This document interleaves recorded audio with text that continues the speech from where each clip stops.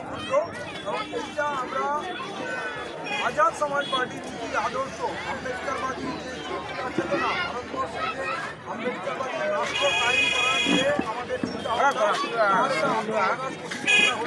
এটা শুধু ফারাক্কার প্রোগ্রাম না, এটা পুরো পশ্চিমবাংলার প্রোগ্রাম। পশ্চিমবাংলার মানুষ দেখছে এবং আপনারা যে আরো বিশাল সংখ্যায় সোশ্যাল মিডিয়ার বন্ধুরা এসেছেন আপনাদের সকলকে আমি ধন্যবাদ।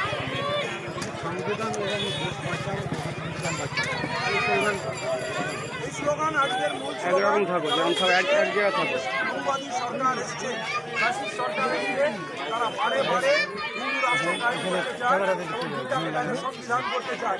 আমাদের মূল লড়াই রক্ষা করতে হবে, কারণ ভারতবর্ষের সমস্ত জাতি ধর্ম বর্ণের মানুষের অধিকার লিপিবদ্ধ আছে সংবিধানে। সেইটা যদি না বাঁচাতে পারি তাহলে কোনো মানুষের কোনো নাগরিক অধিকার এমনকি নাগরিকত্ব ভোটাধিকার কিছু থাকবে না। সেই দিকে এগিয়ে চলেছে। তাই সংবিধান রক্ষা করার নাম করে আমাদের সবাইকে ঐক্যবদ্ধ হতে হবে। এটা হচ্ছে মূল্য।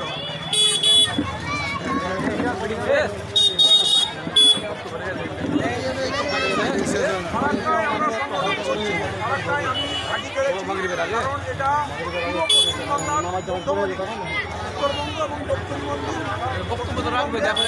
মিলন ক্ষেত্র হচ্ছে একটা। এখান থেকে পুরো বাংলায় আমরা কাজ করবো।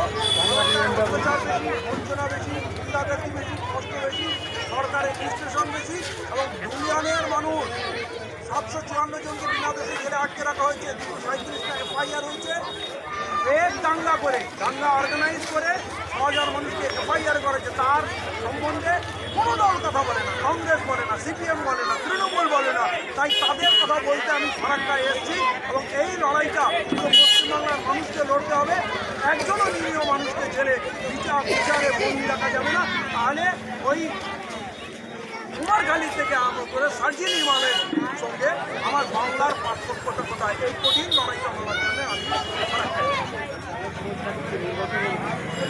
নির্বাচনে অবশ্যই লড়াই করবে। আমরা ফারাক্কায় জমি তৈরি করছি। ফারাক্কার মানুষ যদি বিপুলভাবে আমাদের সমর্থন দেয়, হিন্দু মুসলিম নির্বিশেষে সমস্ত মানুষ যদি একটা হয়ে যায়, তাহলে আমরা ইলেকশন লড়বো। আমরা ইলেকশন লড়লে ইলেকশনটা জেতার জন্য লড়বো। তখন আমরা ইলেকশন আমরা জিতছি, মানুষের একতরফা যখন কাজ চলছে আমরা এখানে লড়বো এবং আগামী আরও অনেকগুলো বিধানসভায় আমরা লড়বো। সেটা আমরা সময় হলে জানাবো। বাংলার মানুষকে আমি আবেদন করছি, আপনাদের প্রয়োজনে যে দল পুরো ভারতবর্ষকে শাসন ক্ষমতা স্থাপন করতে পারে, আম্বেদকরবাদী পিছিয়ে পড়া জাতির অধিকারের সরকার হতে পারে, সেই দল এসে গেছে। আপনারা